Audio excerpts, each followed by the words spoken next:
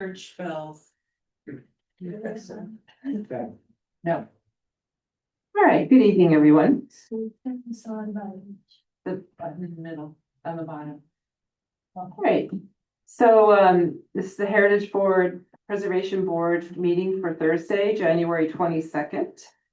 Welcome. We'll start by taking roll. Sonia is absent. Yes. Okay.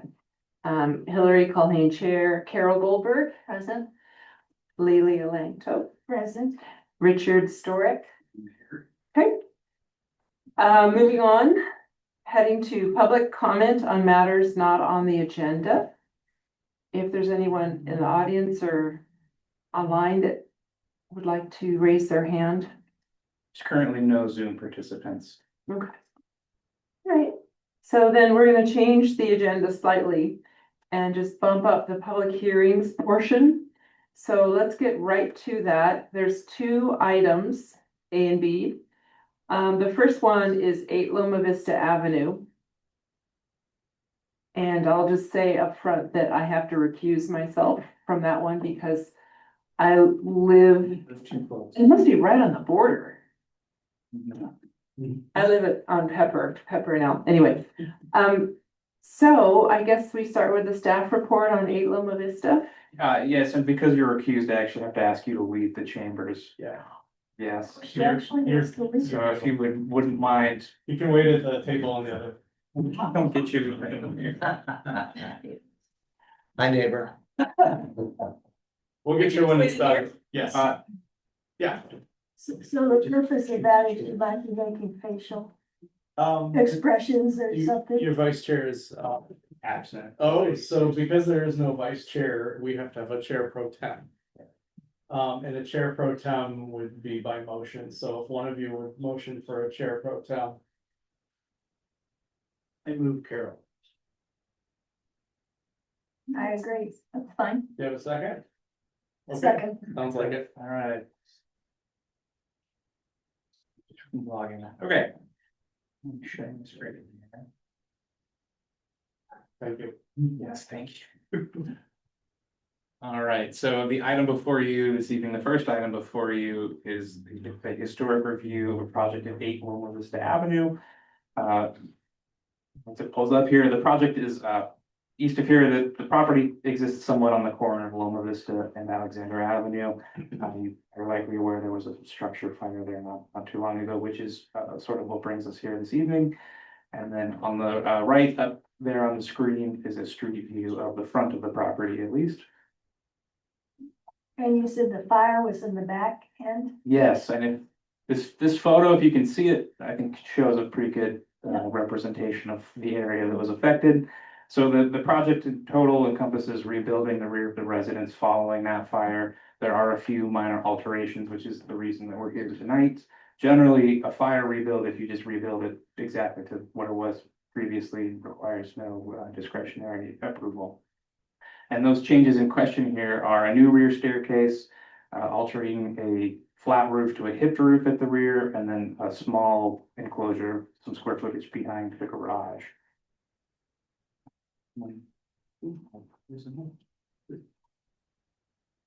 So this is the site plan, if you can see it well enough.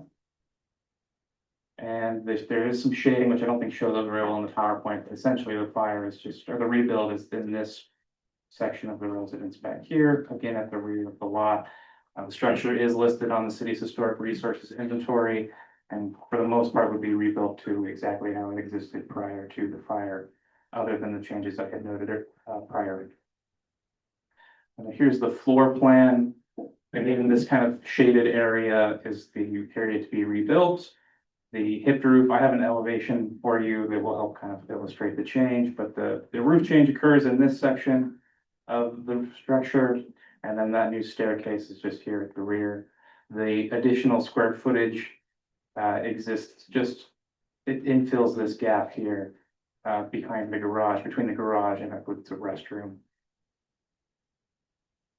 And this is the second story floor plan where this is the roof terrace and then the staircase again shown here on the right and the new hipped roof above the kitchen nook. And then this is the elevation in question. So the original design, as I mentioned in the report, had a flat roof along this area and a single window, and it's being revised to a hipped roof with more glazing. And then again, the addition of this staircase. And there was a historic evaluation completed by Jerry Holen, and she found that the project complies with the Secretary of the Interior standards. And some of the specific callouts of her report with her findings were that the proposed work is differentiated from the existing structure. No conjectural features are being added, and the work occurs on non-primary elevations. She did somehow support the project. And so with that, I'm going to conclude my comments here, and staff recommends that the board hold a public hearing, consider public testimony, discuss, and then forward a recommendation of approval to the zoning administrator. So that concludes my report. The owner and architect are here, in case you have any questions for either one of us. And do we open it up to the public first?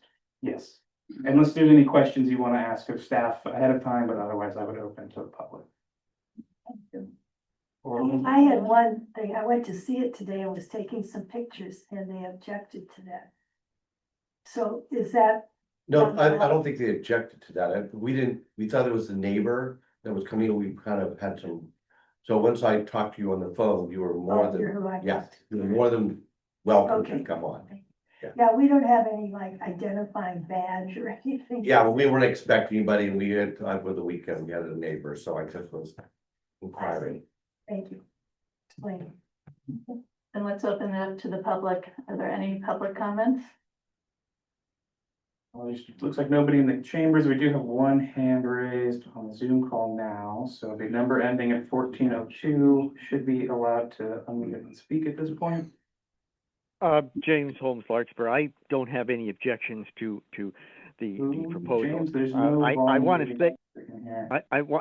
I want to say, I've always called this the Norma Desmond House, not because of the residents being Norma Desmondish, but it looks very much like the kind of James, house. just let me interrupt you here for a second. We're having some technical difficulties. It's James Holmes commenting. Yeah, I'm going to try to get the sound a little louder for you. All right, James, let's try it again here. James Holmes Larkspur.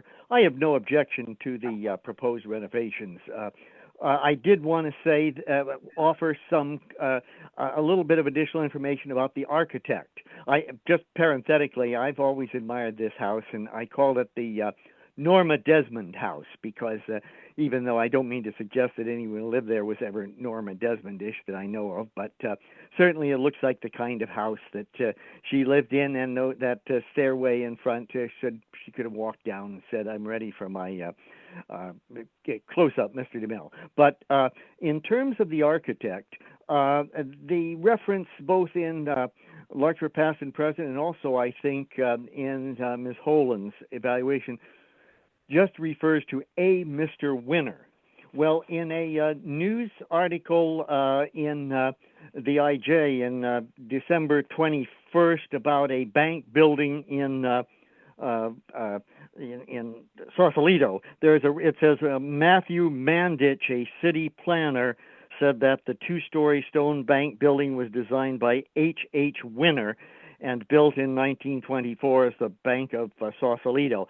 And clipping goes on to say that the historic architect who evaluated that project was Ms. Holen, so she may have some additional information regarding that architect. But I did do a very quick Google search and found one reference to probably the same architect, and it refers to a Henry H. Winner of San Francisco, and says Winner's firm was a specialist in commercial architecture and interior schemes for financial institutions, known for merging modern banking needs with decorative programs drawn from Iberian, Mission, and Mediterranean traditions. So this was very most likely the Mr. Winner who designed this structure, and he was apparently an architect of some local renown. I don't know how he was, how many points were given for it on the historic evaluation, but I think it should. There is evidence that he was a notable architect, and I'm glad to see that the house is being preserved, and his contribution is being perpetuated. Thank you. Thank you for the history. I'm gonna try to troubleshoot our audio issues here. If there's again, my apologies. Okay, there are no more hands raised. Okay. So you got the spelling of the name of the architect? Or you'll have it, because it's not in our material. Oh, yeah, we just Just referring to this something in person. the Holland report, but I can do a little Sure, bit. okay. So there are no other questions or comments? I think we're ready to vote. Correct? I think you could deliberate and then make a motion. Yes. Somebody's raising their hand, that is one girl. Oh. It's okay, I think it's very compatible with the building and that a fire destroyed it, so you have to do something to make up for that, and it looks like it's going to go along with the style, and mainly you see it from the street. But yeah, it And looks that- like they respected the history and the time period. Mhm. I have no objections. I appreciate you restoring it, actually. Yes, I move to approve. I'll second that. okay, Thank you. Everybody's in favor of that. Yeah, I'll do a roll call vote just for the record here. So, member Storick. Yes. Member Longfellow, yes, and then, Chair Pro Tem Goldberg. Yes, Okay, motion, passes 3 yeses, 1 recusal, and 1 absence. Right, and then I'm going to go get the chair from. excellent. Yeah, the foundation on this house looks like it was built with someone who built the bank. It's very It's solid. It's a nice way to begin a project. Yeah, It's approved. Oh. Alex? Introduce us. Oh, yeah. We kind of skipped over the oral, report out. I will just briefly, this is Andrew Moenson. He is the new city, the Community Development Department Director, and he joined us at the start of the new year. Welcome.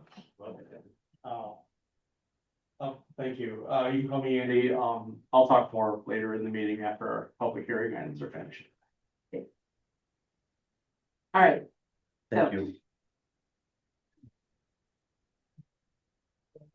are we ready to move on to the second project? Yes. 9 Murray Lane.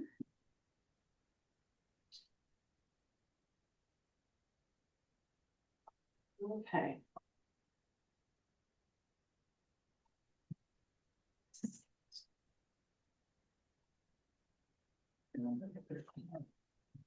Yes, so good evening again. The project before you is, for 9 Murray Lane. That is just, the north end of Magnolia. It's to the west, or Murray Lane exists west of Magnolia Avenue. And it's at the end of a private road. The structure as it currently exists is shown on the right there for you. And the project proposes to add approximately 1,767 square feet to the first story of the existing residence. A portion of that includes a new 2-car garage, the remainder is living space. It also includes a new ADU at the rear of the lot and a 40 square foot addition to the rear of an existing workshop structure. And as the note there states, the ADU is just included for context only per state law. It's not eligible for a discretionary review. And the city, if the project is, or excuse me, the property is listed on the city's historic resources inventory. Depending on how long members may have served on this board, they may remember an earlier iteration of this project, which was reviewed and approved. And I believe the property ownership changed, and now they are pursuing a slightly different design than the prior one, which included a larger two-story addition, but similar footprint to what's proposed here.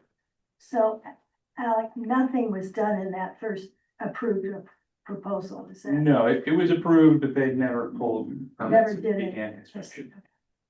And so this is the proposed floor plan, and again, this kind of wing on the right side here is the proposed addition. With 2-car garages at the front, and then the remainder of the space is all living areas, bedroom and a living room and a game room. There are some changes proposed, really it's like a new rear porch, between the two wings, so to speak. And the second story will be remodeled, but the footprint remains the same. And here are the elevation. This is the west elevation where you can see the new wing that's been proposed. The existing 2-story portion is just shown here in the background. And here is the east elevation, again with the proposed addition in the background. I apologize. I show up this dark on the screen overhead. And this is the south elevation. The new addition is shown here on the left, and then there's some revisions to the rear of this porch area, which is not visible from the street. And then the north elevation, you think of as the front, that's what you see when you drive up. And then that's where the 2-car garage will front. Is that taking the place of the parking area now? Well, the parking area, when I went there, was kind of ill-defined, Oh, all right. so somewhat, but it'll be a new parking area. And again, this project was reviewed and evaluated by Jerry Holland, who found that it complies with the Secretary of the Interior standards for and guidelines for rehabilitating historic structures.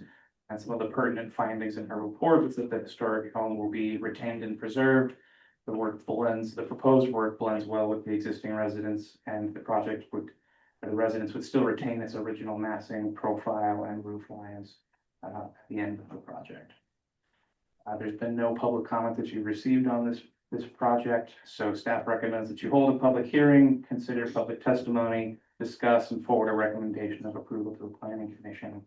That concludes my comments. I'm available for questions, and the project owner and architect are here as well. Thank you. Alex, how was Jerry Holden selected as the consulting historic architect? The property owners chose to contract with her. Wise choice. Okay.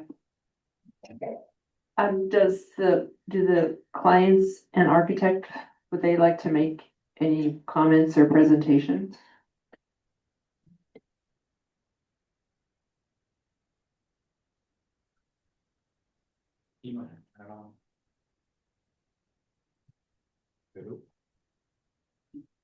You can hear you. You can hear. Okay, well, my name is Jared Volsky. I'm the architect. And we are very pleased with Jerry's report. And here to answer any questions you have.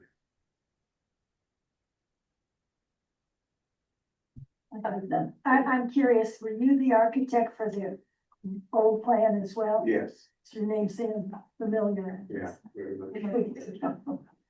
I remember the old plan. I remember that discussion pretty well.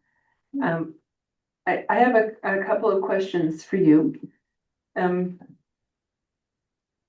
One of the things that Jerry mentioned was, she said, it is assumed that the proposed project meets the rehabilitation standards, but plans do not specify which materials, finishes, and elements, doors, windows, siding, are being preserved. And I just wonder if you could give us an idea what kind of plans you have for some of these. Well, the 2-story portion of the project, the old portion, the easterly, we're preserving as much as we possibly can. The rest is in very poor condition, as you've seen. Yeah. And we'll hopefully preserve what we can, but there's very little, to be honest, very little.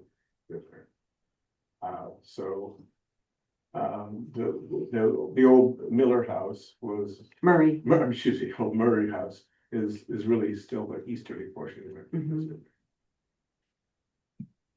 And the porch, The where the porch, family is sitting, that's on the eastern side. what's ironic about this is the porch doesn't exist now. but there's a picture of family sitting on the porch from, I don't know, the early 1900s. And Jerry, even though it's not preserving, because it's not there, she wanted us to rebuild a porch that looked like that. And that's what we're proposing. Great, I noticed that, It's not preserving anything. right. Well, there is a little something, I There's mean, I a small would, porch, but this is. Yeah. the size. okay, is it wide or does it extend out from the building? There's a- And then there's like cross railings, okay, great. So it looks somewhat like the picture is. That's the intent, yes. Oh, I like that, And also too, just a point of clarification, Alex, is the views, when you walk on that property, or not, well, I did actually walk around the property. Yeah, and I know from our purview or what concerns us are the views from the public area.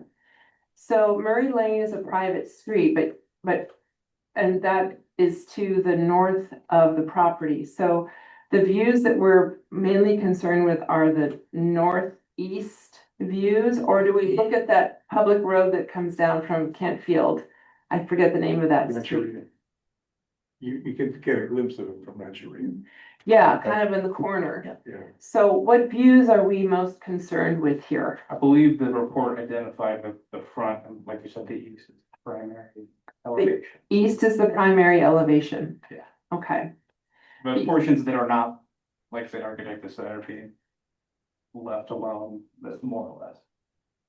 right, because most of the change is happening on the south side. North and then west. West. West. wing. West and, but the south too, And the because south. all the windows are changing and yeah, The south is not visible from both sides. right. And then you're adding that garage sort of Right. area to the west, To the north and west. yes. north and west, okay, Yes. okay, just getting my bearings here. Does anyone have? Yeah, I went by and walked the property today just to take a look where the ADU was and where the carport is and the extension. There was a lot more deterioration than the last time I was there. Yeah. Definitely. It wasn't in good shape then. No, No, Yeah, yeah, I'm happy to see it being restored. yeah, what I was looking for were the trees that are gonna be taken down. Usually there's a ribbon around them, but I may have missed it when I walked in. There's a few trees that have to come down because the fire department requires, so they can turn around. Oh, really? Okay. so are they, maybe the redwoods that are next to Murray Lane, those, or? No, there are No, okay, other trees. Yeah, it's only there's a one oak tree that's near Murray Lane. okay, That's that come down from the fire department, but none of the redwood trees. Not the. okay, Oh, They're all. That's good. preserved. and that's for a fire safety reason. Yeah, you can see on the. These are the redwoods here, Uh-huh. and this is kind of not the nicest leaning oak tree. And they want these two are the kind of leaning oak trees, they want those two. Okay. So they have more room to turn around. But yeah, these are the big, beautiful redwoods. There's one Okay, there. they're all right. okay, Thank you. thank you.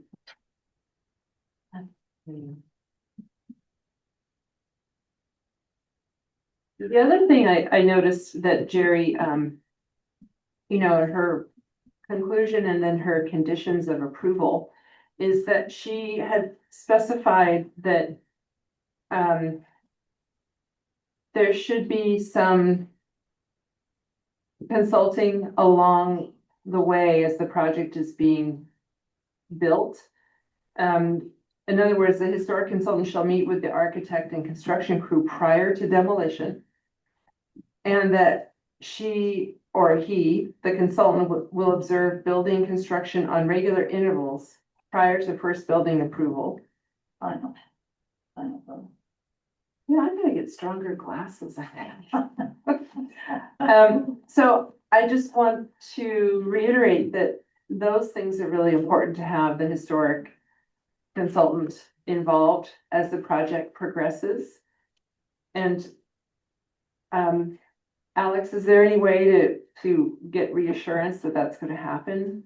You could include it in your I think I may have, not included these in the conditions of approval that I had provided to the example, so you could just, as a part of your motion, recommend that they're Okay. included. Okay, I had one more question for you. On the cottage's north elevation, where it says it should be retained and or recreated, do you have any sense of what is going to happen there?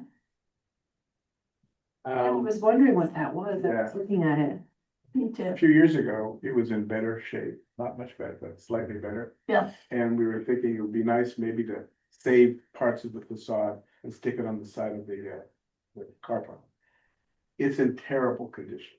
And to be honest with you, I think that would be a mistake. But if it's the only way we can get approval, of course, we're happy to do it. Is that where there's a piece of plywood on the north side No, it's. of the cottage? I have pictures. Do you have something? Maybe you could show us, Yeah. because I was wondering what was the part that was going to be saved. Yeah, so would I. You don't let the kids get very close to it, because it's like, Yeah, they come down on it. Yeah. Yeah, I took a picture of it, but you can't really see the trees, there's like a piece of plywood there. So there's Can I- some cottage. These pictures were taken years ago. It was barely, Oh, yeah. Yeah, yeah, I mean, there's nothing, it's a lot worse now. it's worse now, and there's Yeah. no architectural merit. So it sounds like you don't think you're gonna be using any of that, I would recommend. and you don't wanna recreate it on the workshop at ADU. I would think that's a mistake, but that's up to you. Because the way it stands now is this door, you can't even see it, there's a piece of plywood covering Okay. it. Haven't been- Thank you. If you could speak into the microphone so we could get the recording. Well, what we just said is that the house, the cottage is in worse shape now than it was a few years ago, and there's very little to save. Okay. Okay, And the carport it's really nothing, it's just like a lean-to kind of shabby thing. I have a question, and like I said, I think I need stronger glasses, but, how tall is the garage, the peak for the garage? I have the drawings here. I have it should be too, di- but it's should so be tiny. dimension. It should have a dimension though.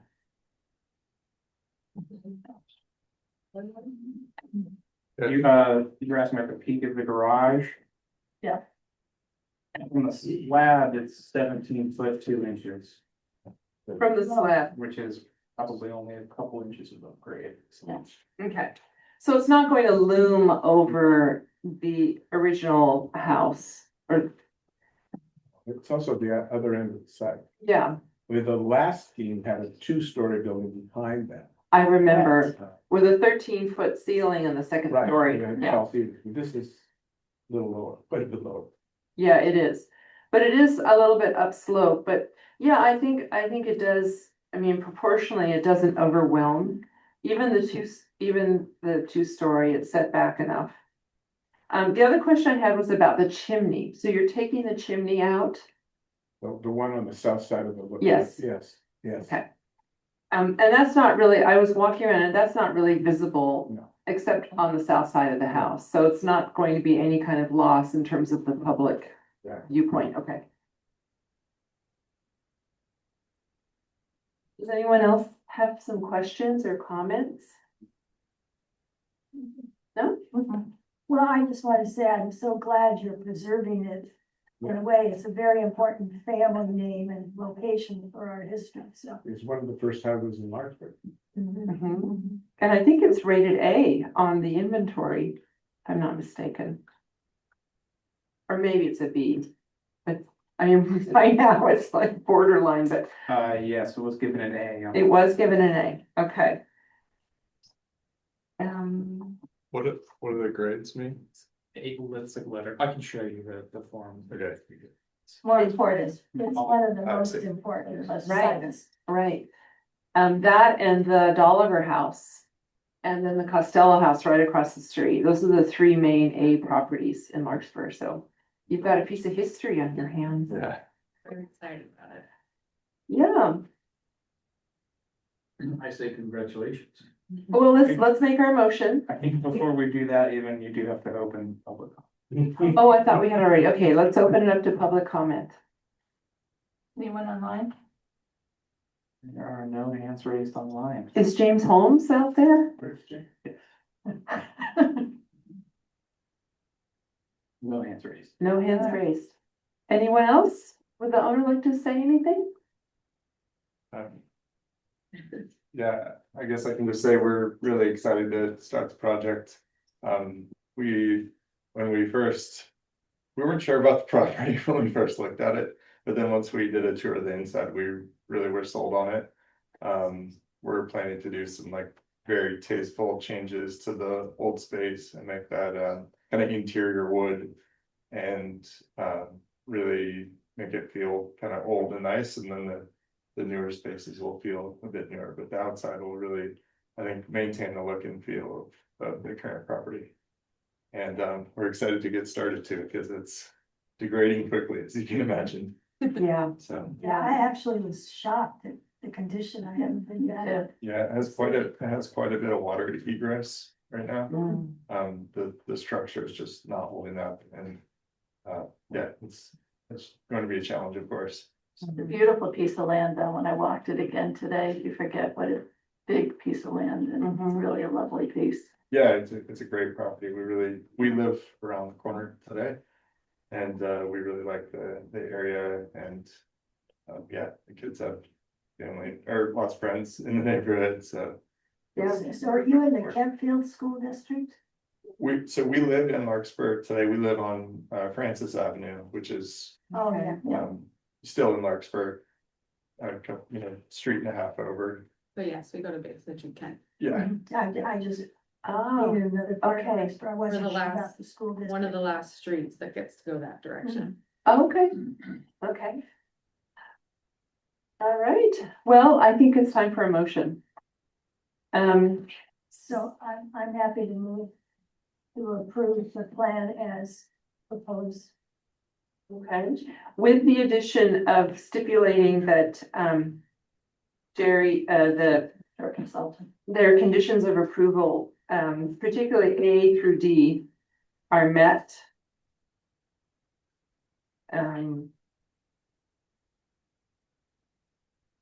Okay. Yeah. Yeah, I've got it here. I'm just wondering if you go E, F, G. I don't know, Alex, what do you think? Because the final conditions of approval look at as to indicate the project must conform to Larkspur Municipal Code. I don't think we need to say any of that. The part that I'm most concerned with is the involvement of the historic consultant during the project's construction. And that is primarily A through D, conditions of approval in their report. Yeah, I think that's fine. E, F, and G are typical. They're typical, yeah. Okay. So continuing what Lelia said, motion for approval with the stipulation that the consultant's conditions A through D are also followed. Any other thoughts? No, I second the motion. Oh, okay. All right, all in favor? Aye. Aye. Okay, it's unanimous. Record 4 yeses and 1 absence. Okay, Right. congratulations. We'll look forward to seeing the thank you. the revival of this house. It's gonna be quite a project. Yeah, it's what I'm excited about. Okay. Jared- Exciting though. Jared, do you remember, did the original plans have a swimming pool in the back? Swimming pool, bocce court. Yeah. We just want. Yeah, I didn't explain maybe I can speak in the mic for that, but I didn't explain our kind of plan for the property too. I know the ADU is not required for approval, but we do have aging parents that are planning to move into the ADU eventually if we do an ADU. And yeah, we have family of 5, and we're looking forward to remodeling it, adding another property to Larkspur and making our current house available. Great. Well, best of luck to you. Yes, Thank you. Yes. right. All right, so let's get back to our regular agenda items. So we have, presentation Andy. by Andy and the Brown Act refresher. Oh, and the planning staff's oral report. Or first? Sure, I don't have much to report. I think I covered, this is Andy, he's our new director. I am here. Congrats. Other than that, we had a specialized consultant come out to the Baltimore steps to provide us a quote for the rehab work. That happened end of last week. So I'm expecting an email from them very shortly, and I'll share that with you. And what will be included, just sort of their analysis of what needs to be done, or will there be a cost analysis as well? Okay, And with that, I don't think I have anything else for you. Okay, move on to the presentation. I have a couple questions, can I ask? Yeah. The perpetual ongoing question that I get from time to time from friends and family is, what's happening with Lucky's? Yeah, it's not agendized, so I don't think we should discuss it at the meeting, but I don't have any information. Okay, There is no new news. So, but I'll talk about that with this in a minute. oh, okay. Well, are we able to ask about past projects that have come before the board that things we haven't seen and we don't know what the progress is, or if the owners are moving forward? The one I have in mind is 7 Ardmore over here. I had heard that was being sold, but I didn't know if there was any update or anything that you can share with us. That is appropriate for the planning staff oral report. Just let us know what you want us to report on in advance. Yeah, and I guess to that oral To report, that. I don't have any updates. I've heard that it was sold, but that was the extent of it. I've been spoken by an owner. Okay, We So- don't often keep tabs on real estate transactions. People don't tell us, we don't know. So unless somebody word of mouth, we really don't have any okay. information typically. Yeah, because sometimes we hear, and we are curious. And I don't know if that's appropriate to bring up, or just things that we hear that are going on in the community about some of these properties. Yeah, that is, that's something that every planning commission, every board and committee ask in every city in California that's just planning staff, what's going on at this property? And it's really difficult, sometimes for us, because in our department, we don't know when real estate transactions happen. We only know when an application comes in and what the status of the application is. So when it comes to providing you with background on a project that you've reviewed, absolutely, we can tell you all the details if it's where it is in the permitting process, if it's Okay. already been entitled, but for vacant properties, it's often, we won't know unless somebody comes to us typically. Okay. We try our best, and if you ever want us to give a report on anything, just feel free to let us know. You can shoot us an email and we can report back, and because this is the item for that type of thing, if you ever need an oral Okay. report on a past project or something like that, but. Because sometimes, as you heard with the Murray House here, sometimes you have a very old property that is gone through a convoluted review process, and it's sitting there exposed to the elements. Yeah. And so that's a little bit of our concern, and of course, it means more work for the homeowner or the buyer. Yeah. So I think it's legitimate to bring up questions about. It is, and we can also report on like code enforcement actions, for example. So if a property is dilapidated, we may have a action to notify, the property owner that, hey, you've got to do something before it gets worse. So, Oh, we can do that. well, I mean, it happens. We can can inform do you that.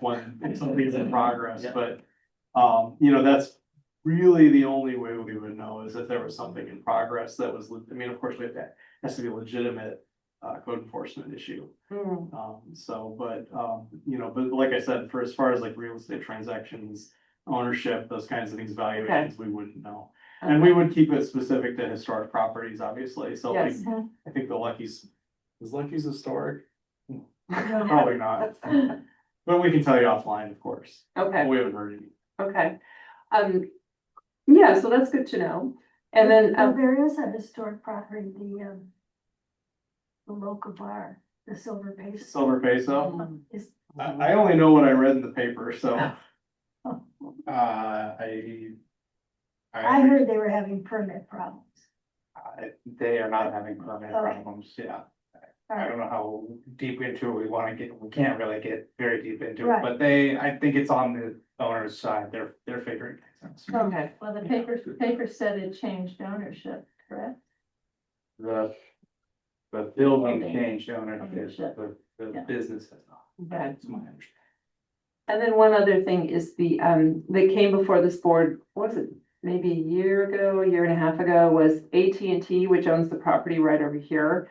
They wanted to put up a cell tower, and it's in the historic district, and it was kind of caught us all by surprise a little bit. Is there any update on that?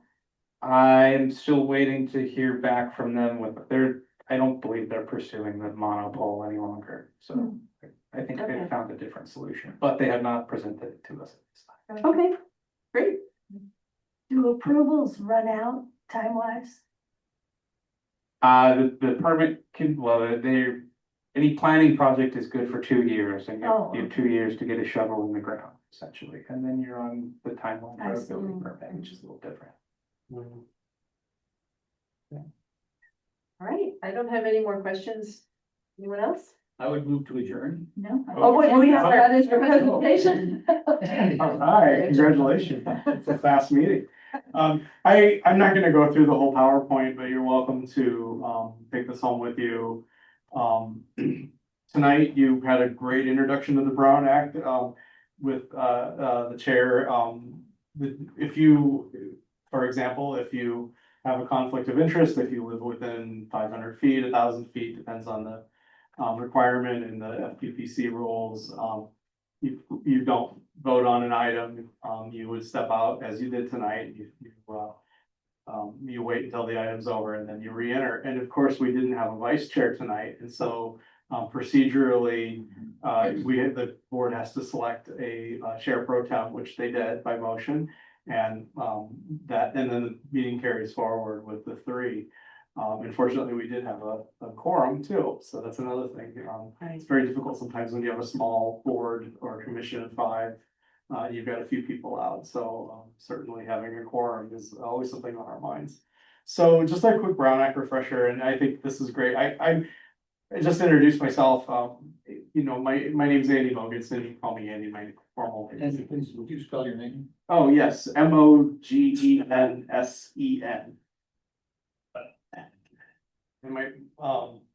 Anyway, I'm happy to be here. I came from Millbrae. I was their community development director for the last 3 years. I've been in the Bay Area for, I'm losing track. It's like 12 years now, I think, and I've been in California for over 20 years. I've been a planner for 23 years.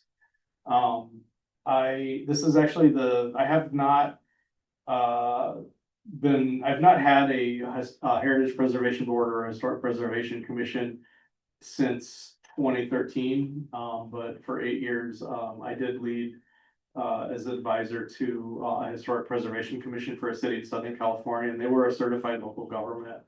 And they did have, the requirements for that board to meet the certification, with the archaeologist. They had a, what was it?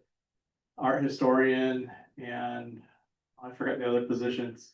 So I do have a lot of experience with that, but it was quite some years ago. But the funny thing about historic preservation is it doesn't actually change very much, which is kind of nice. What community was that? La Quinta out near Palm Springs. Palm Springs. Yeah, and in that instance, it was Adobe homes, Adobe structures, in Native American sites, archaeological sites, those kinds of things. And so a lot of, every phase 1 cultural resources report, historic resources report came to Historic Preservation Commission. And so it was a bit of a different focus in this group. Because when you think about, cultural resources and Native American resources, it's a little bit broader than, architectural, because there really weren't that many, historic homes in the city. I mean, even though it was only incorporated in 1982. So there were some old homes that predated that time, obviously, so. So I've been at this a while. I guess I'll just jump into the presentation. I'm only gonna just kind of give you a brief overview. So, the Brown Act it applies to every board, commission, and committee in California. Yeah, I don't know if you've had any Brown Act training, maybe the clerk has done some. Boards and commissions are typically required to do, like ethics training, I think every 2 years, and some Yeah. other state mandated trainings. And the Brown Act is typically part of the ethics training, but, it's important to know how it works and how to run a meeting and this is one of the things that I, encourage all of my boards and commissions, to think about, is that this is the minor leagues for other boards and commissions and city councils. And a lot of folks learn, how to be engaged in civic government through groups like this. And, I've had a number of commissioners, committee members over the years go on to even into politics, and this is the minor leagues. So if you think about it, if you ever want to be more engaged and active in local government, this is where it all starts. The minor leagues. Yeah. So which one of us is going to be you? So, it's the things that you learn here really help you throughout whatever you want to volunteer within in any capacity you can. And it is a volunteer job, and we as staff, and we really appreciate the work that you do, because you are volunteers, you are taking a lot of time out of your day. There's research, there's learning the laws, learning how things work, and we're very grateful for the work that you do as volunteers. So I'll just to kind of jump in, because I don't want to take too much of your time. But as you know, the Brown Act applies to all meetings and legislative bodies. A legislative body occurs whenever a majority of members gather to discuss business within their purview. The Brown Act doesn't apply to subcommittees that are less than a majority. So, for example, if you have a working group, if you want to focus on a specific project or topic, that's why you always have break off if you have 5 members into like 2s. So, boards and commissions will often have like subcommittees of 2, and they'll work together and then bring an item back. It has to be less than the quorum. It has to be less than the majority of the body. So if you have 5, that would be 2. Okay. And so it works pretty well for most boards and commissions.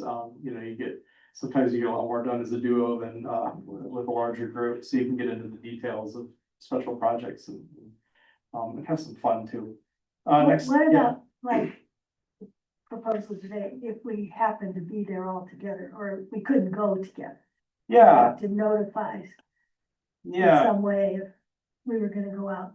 yeah. Project together. So you wouldn't be able to go out and visit a project together under the Brown Act. And when I started in Arizona, I used to do drive around meetings with the planning commission, and they would get in the minivan, and the staff, I would drive them out to the site before the meeting, and they'd look at the site, and they would sit in the van and talk about it. But you can't legally do that in the state of Arizona because of the Brown Act, because effectively they're deciding and reviewing a project together, before the meeting happens. And the whole purpose of the Brown Act, of course, is to be open and transparent, because the public's business, the public has to be present, aware, and accessible, and they have to see what that business is. And that's why, we have the Brown Act, is we need to be transparent. I don't know if you've ever seen the opening law for the Brown Act, but it really lays it all out.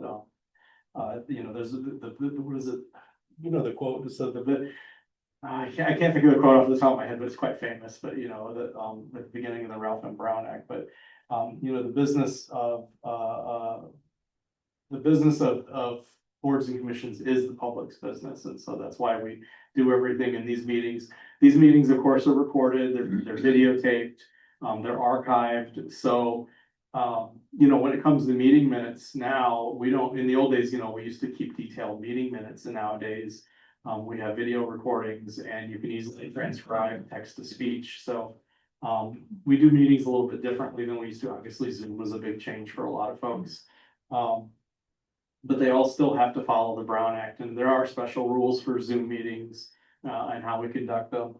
Before the meeting, we were just talking about, what do you do if you get Zoom bombed? Because I've had that happen a few times, and people call in and they say something really horrible and you have to shut them off. And there's all kinds of rules and procedures for how we run our meetings, and this is just the core of those. Serial meetings aren't allowed, so as I said, you can't get in the minivan all together, go down to the job site and look at it.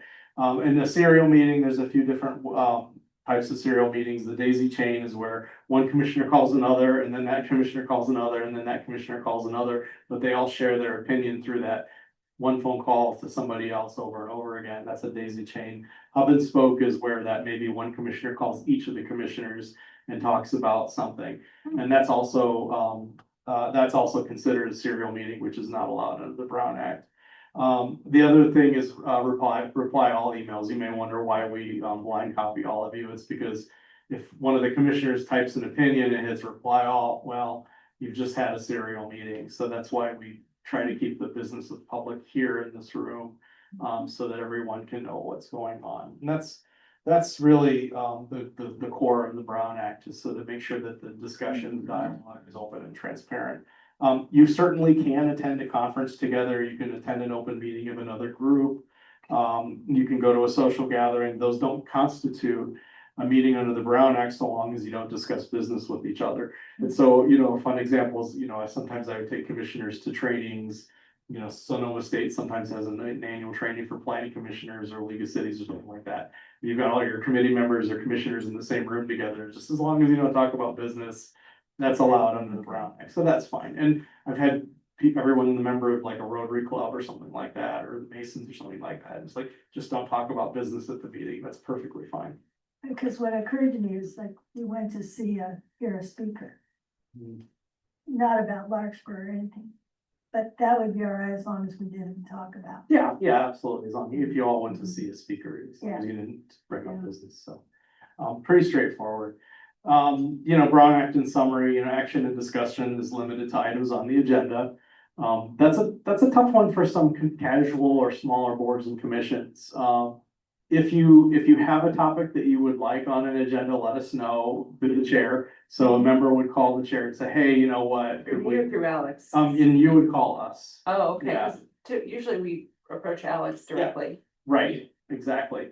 You could call us directly. Sometimes one commissioner may ask the chair. It depends on if we have a formal policy on that, but you can call us. We're a small group. That'd probably be the best thing. If you would like it to be on the agenda, of course, we always have to, talk about the agenda before the meeting chair so that they're aware of what the meeting has for discussion upcoming. Okay. That's a good practice. You should always take care not to veer into discussion about items not on the agenda.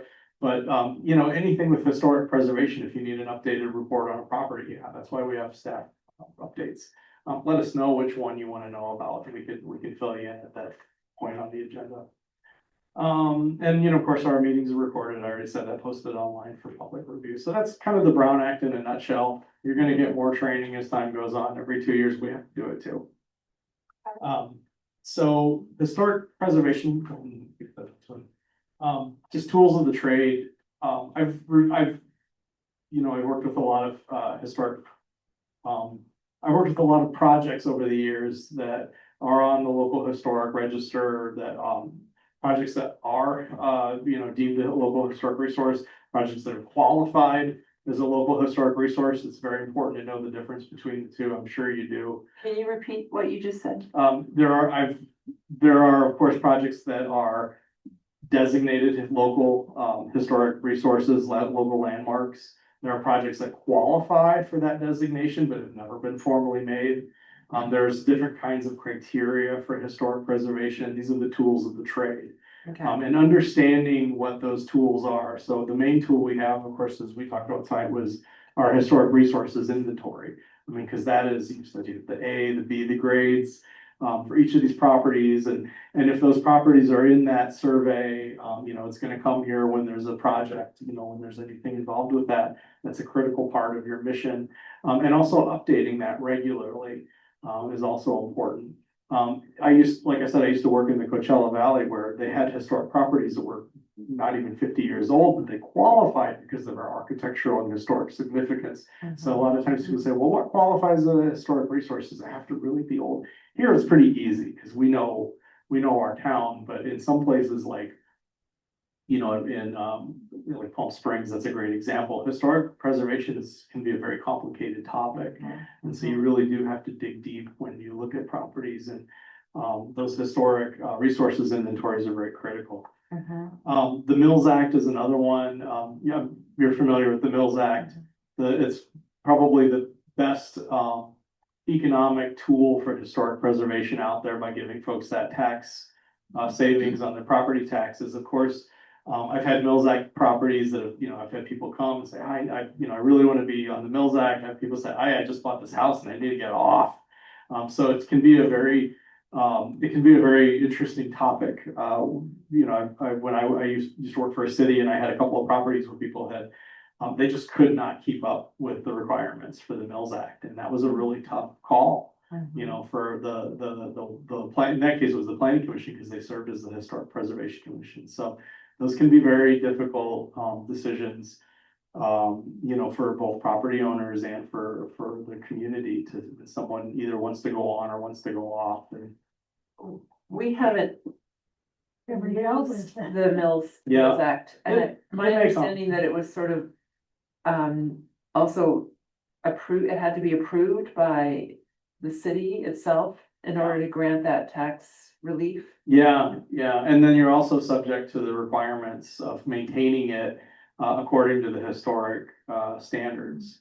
And so that can be sometimes onerous for some homeowners, and they may do it, and then for a point, they'd be like, just can't keep up with this, or maybe I need to sell it or something like that. So Okay, that is another tool of the trade. It may come, we may see that, I don't think anybody's even asked us about that. I haven't heard about it Yeah. for years, but do we have any houses, homes? Well, not at this moment, but I have worked in communities where that is really a big deal for some homeowners, where they really, in order to, afford their taxes, they really do stick with it. San So, Francisco has quite a few. yeah, right. So that's a tool of the trade. And that's something the homeowner, Yes, it has to be Yes, we initiated don't by the deal with homeowner, it. correct? We can't impose the Mills Act on someone. They have to Okay. pursue it. But it's good incentive if somebody is already planning to maintain a certain standard of historic quality. But it really limits you to, Yeah, people have to be very careful about it. you do. Yeah, it's an interesting topic for sure. One of the tools of the trade. Okay, Tonight, with your, your reports that you had with the two projects tonight, they cited those federal and state standards for, the identification of historic resources. That criteria is a very important tool in the toolbox, knowing the criteria. I put the link to the, California Office of Historic Preservation. They have a wonderful website with lots of tools for boards and commission or historic preservation commissions like yours. If you ever want to know what those criteria are, if you meet the state level criteria or the federal is the National Park Service, Department of Interior, OHP is the state level. What are the standards for preparing a cultural resources or a historic preservation report? The Architectural Resource Management Report Guidelines, ARMR, that's the gold standard that is applied statewide for the preparation of historic preservation reports. So when you have a consultant prepare those reports, maybe you have a consultant that you're not familiar with. And then the next question is, well, did the report comply with the ARMR standards? Are they meeting the state methodology for preparing these historic reports? That's something that a lot of historic preservation commissions and boards look at when they get these reports, especially if you're in a big city and you've got lots of different consultants. San Francisco has many different preservation professionals who prepare these reports. And so that's what you would lean on as a board, is does this meet those guidelines? Have they done it the way that they're supposed to do it? I have certainly seen and gotten some over the years as staff, or some phase one reports like, this isn't up to snuff. They didn't meet all these criteria. They didn't do it right. They didn't prepare right. Of course, we'll advise you if we catch those. Okay, that would be helpful because I'm not sure. Maybe we've been spoiled because Jerry Holland has been so fantastic and Yeah. it's very thorough. That's good. So, but I wouldn't be able to say, oh, this Yeah, is missing this element or. yeah. And we're here to help you with that because on Okay. occasion you may get a report. Yeah, and she's been with us for years, so. Yeah, and she knows Larkspur really well, so. Yeah. Okay, Good. oh, good, well, that's good that you can help us. And that's something that we can help you with and we can talk about, because on occasion you may see those, someone, a firm or somebody Yeah, else. that's the benefit of knowing, we've got a Yeah. couple consultants. And of course, the Department of Interior, National Park Service Historic Preservation Standards and Guidelines. This is basically like the building code for how you would preserve or repair, remodel a historic structure. And a lot of folks forget that that's actually maintained and established by the Park Service. So the picture up there is actually me. I used to work for the National Park Service. I was a park ranger before I became a planner. Oh. So I used to give tours of a mill in southern Missouri, Alley Mill in the Ozarks, and it was on the quarter. And the quarter is actually that exact same photo. I'm standing on the bridge, so. Very cool. I forgot to mention that too. So I got a little taste of that when I started out, when I was very young in graduate school. I worked as a seasonal park ranger. So it is amazing how much work the National Park Service does for historic preservation in America. They are really the foundation for this very program. And in national parks and historic sites all over the country, you've got archivists, you have libraries, you have folks who just spend their whole career keeping up records and maintaining documentation on historic properties, because that's what the Park Service does. They do preservation as opposed to like the Forest Service that does conservation.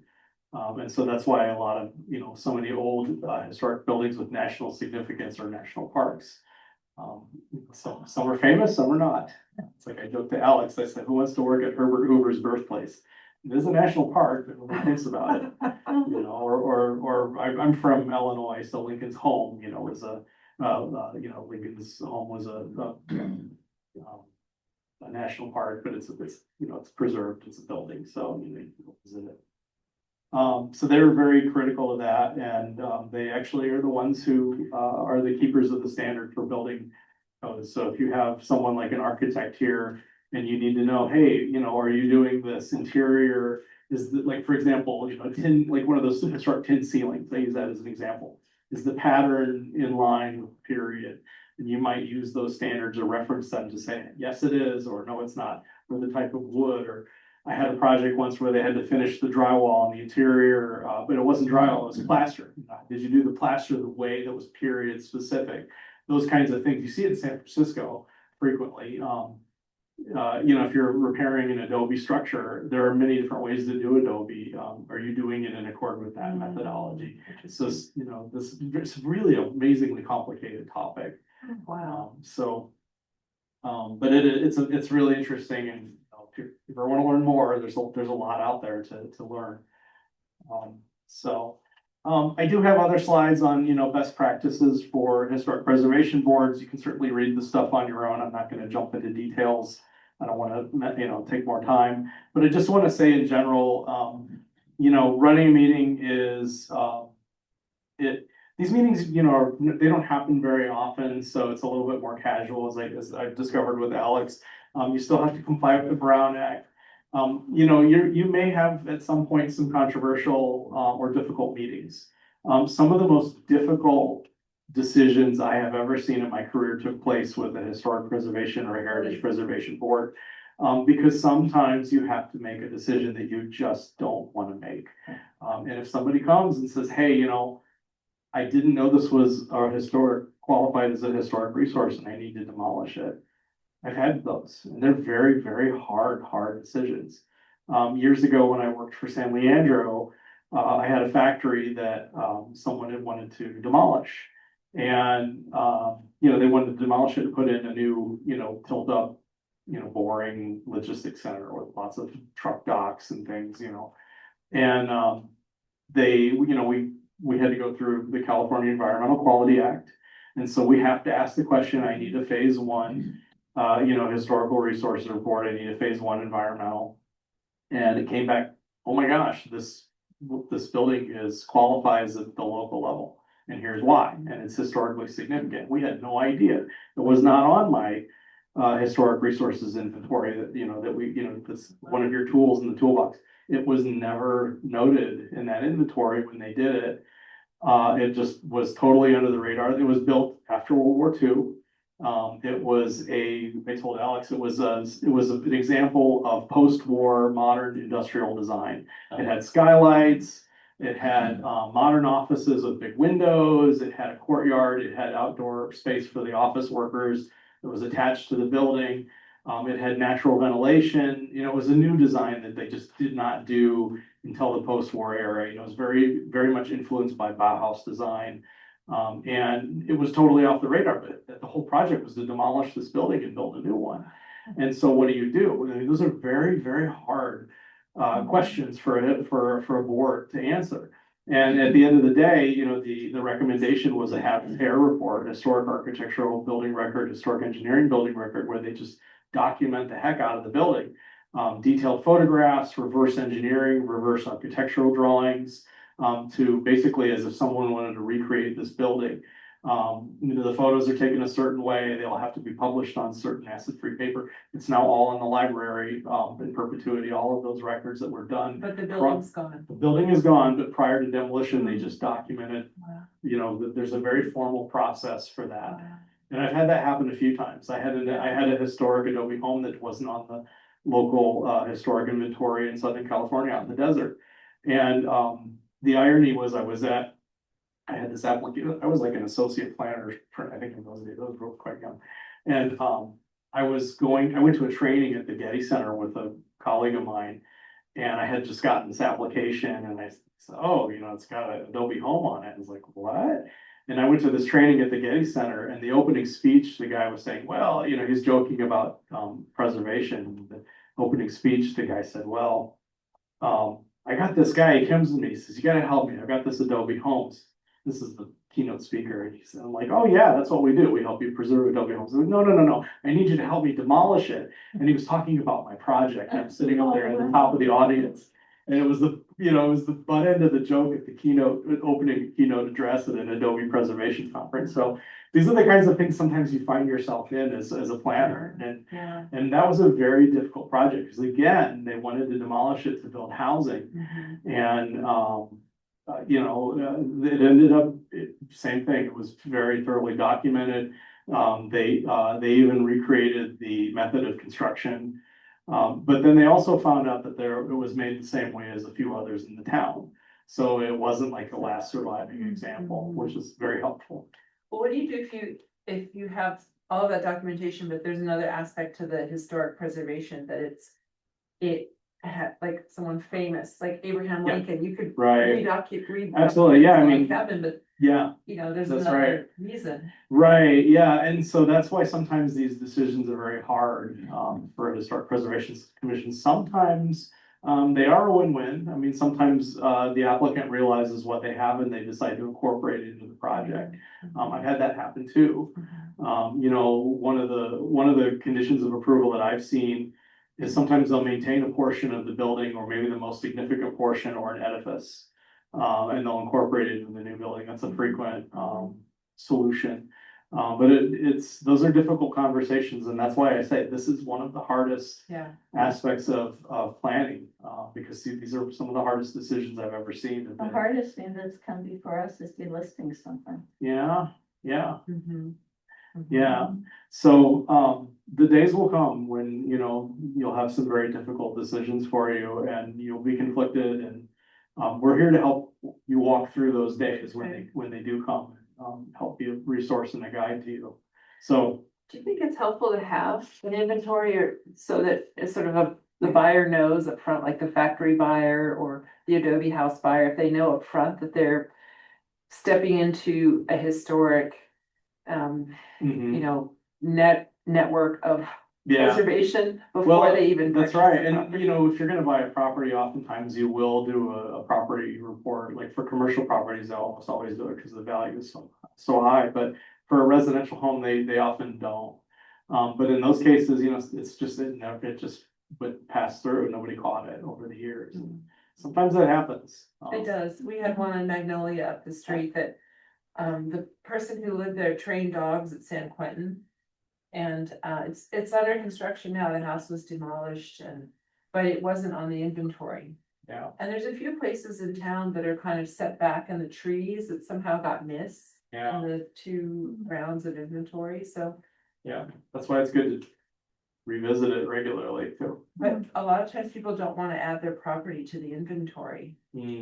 Well, There's resistance. you know, you often don't have a choice. If your property is being inventoried, you can't just to say, you know, I just want to be, you know, left out. Cities do it anyway. I mean, it's a windshield inventory. Sometimes you can't walk onto the property, obviously, but and you know, the companies that put these inventories together are, you have to be respectful when they do them of people's property rights, so. I think San Quentin is probably the biggest historic property you've got here. Of course, it's not in the city limits, but you think about it, it is quite historic and it is quite old. So, and that's a good example of an active use. So we have a lot of that here too, you know. Yeah, continuous. Yes, continuous and active use. So I probably talk too much, but I just want to get you excited about what you do, and I think historic preservation is really an exciting field, and you know, hopefully we'll have some interesting projects as we go forward, and I look forward to working with all of you. Great, thank you. Yeah. So welcome. Thank you. Yeah. Thank you. Very knowledgeable together. What's happening with the budget for the Department of the Interior? With this administration, this is the kind of thing that is being seen as an impediment to development. Yeah, well, I don't know the details, but I gotta say, that's why it's so important, because we forget that these organizations support what we do. I heard that the Park Service, and maybe it wasn't the Park Service, but for some reason that's in my mind, they had filed a lawsuit against the proposed ballroom. Yeah. The White House, was it the Park Service that was trying? And yeah, that is a historic resource, and It was ignored. yeah. There is a process for reviewing, you know, any modifications to a historic resource, even the White House, and yeah, that's right.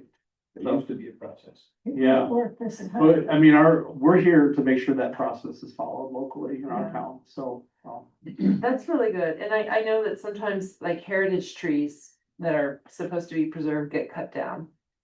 And there's a fine for that, but some homeowners would rather pay the fine and have the driveway space than to, Yeah, you know, have. that's a problem in every town. I had it in my last jurisdiction too, so. But we don't deal with heritage trees. No, we don't, no, we don't, I and I don't- don't even think Parks and Rec does anymore, right? Is that under their purview? No, I was removed. It's under the purview of, well, It's our department. It's their department. And who's the liaison with the city council for this board? I think it's Stephanie. That's a good question. They just updated it. It used to be Stephanie, but now she's mayor, so maybe it's somebody different. Oh, you mean, Our liaison. yeah,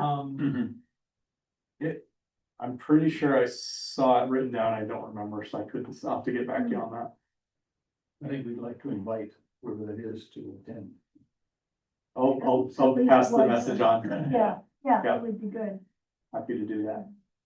I'm gonna move to adjourn. Oh, no, not yet. I didn't think about it because I thought it would be part of your report is about the funding for our historic markers.